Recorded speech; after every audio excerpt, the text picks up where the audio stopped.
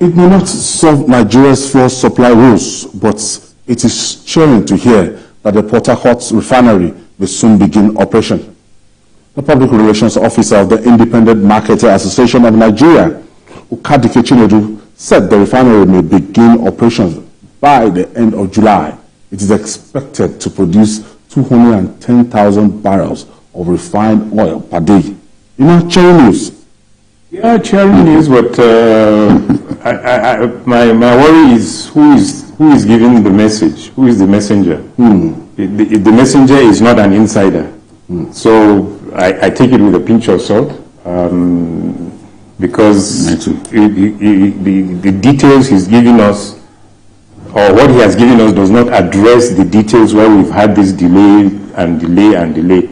Because the source that this is not the first time. Yeah, this is not the first time to start with.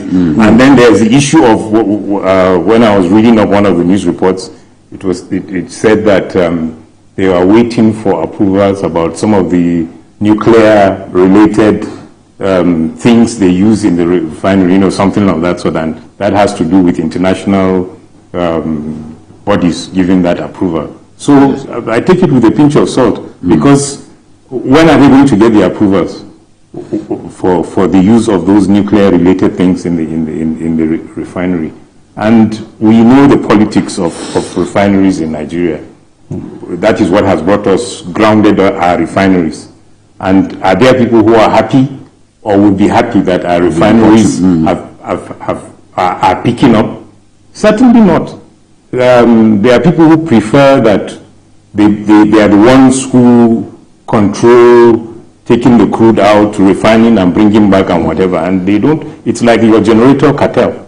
The generator cartel that would never the generator cartel that would never want power. Let us have light. Yes, they will never let us have light, because once we have constant electricity, constant and consistent, the generator cartel collapses. So I think that is something we really need to face if we are really serious, that we have to accept the fact that there is this threat and address that threat. Otherwise, and then ensure that we don't fall back to the same problem. After 2 years, the refineries pack up again. Jimmy? Actually, when I read this, I didn't know whether to laugh or cry. Because we were told that before Christmas last year, this refinery will be ready. After that, we were again told that before the end of second quarter 2, 2024, it will be ready. Remember, Kiari, the GMD, NNPCL, told us that by April, I think we told Nigerians on April 15 this year that by the end of April, the refinery will start working.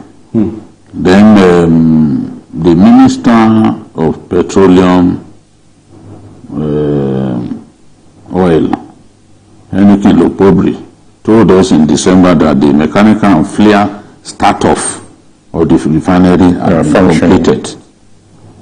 Now, the IPMAN PRO, Ukadike Chinedu, is the one telling us that this 210,000 barrels per day refinery would begin work at the end of July. What is the source of information he's giving us? It doesn't work inside the refinery.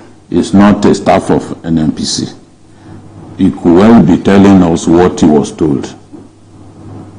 I think that in the true sense, we've been led by the nose too much by this Port-Harcourt refinery thing. And I'm really ashamed to be hearing even Kiari, who heads NNPC, coming out to tell Nigerians that this thing will start working on its own day, and it doesn't happen. He needs to explain to Nigeria what is the problem with him and his people. If you as the man who runs our national oil company. If you come to tell us that, gentlemen, let me announce to you, let me give you good news. On so day, this refinery will start working. We should be able to believe Kyari. And if Kyari tells us that at the end of April, and then we are in May, and we are not seeing any sign, then something is wrong. He needs to come out and address Nigerians to say, look, okay, in the past I misled you, but gentlemen and ladies, forgive me. I'm telling you now, this is the definitive date. Then we will all be happy. Because people know that if these refineries are working, Port-Harcourt, even Dangote, with its 650,000 barrels per day capacity, it can feed the whole of West Africa, diesel and PMS. We should be able to, we will be able to bring down the price of PMS.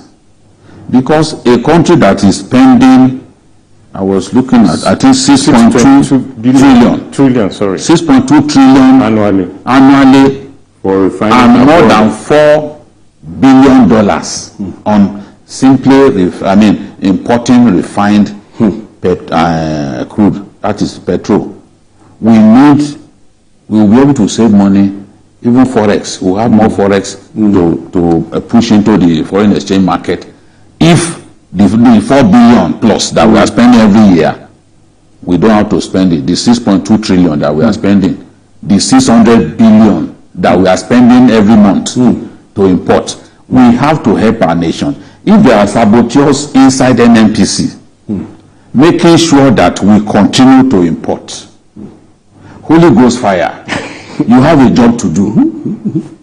Well, you have a job to do. We can't continue like this. That's what I'm How long is it going to take, for God's sake? Because this is part of a lot of people call them moribund. Yes. They have workers, they have people that especially salaries. It's like your Ajaokuta steel, whatever. You know, we prefer the projects to be abandoned, they become white elephants, while some people make it. And of course, it's a conspiracy, internal and external conspiracy. But you know, for people who are in position of leadership, it always bothers me why they don't see that this is the least you can do for your people is to ensure that these things work.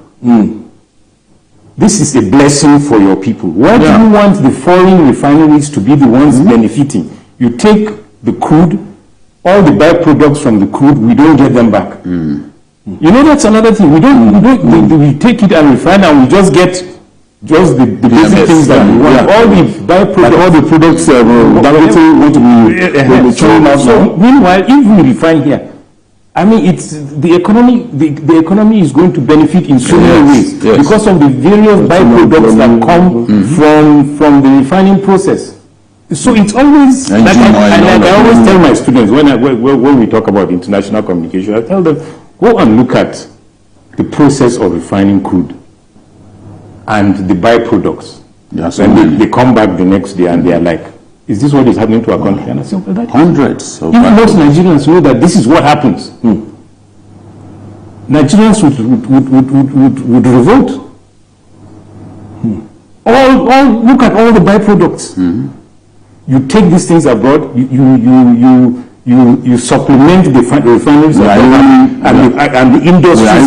We are even helping the economies of other places. Yes, that is it. That is it. At our own detriment. Okay. Some of the places where we refine. If we stop those refineries, we close down. They don't even have oil. Yes. If they don't have oil, stop those refineries, we close down.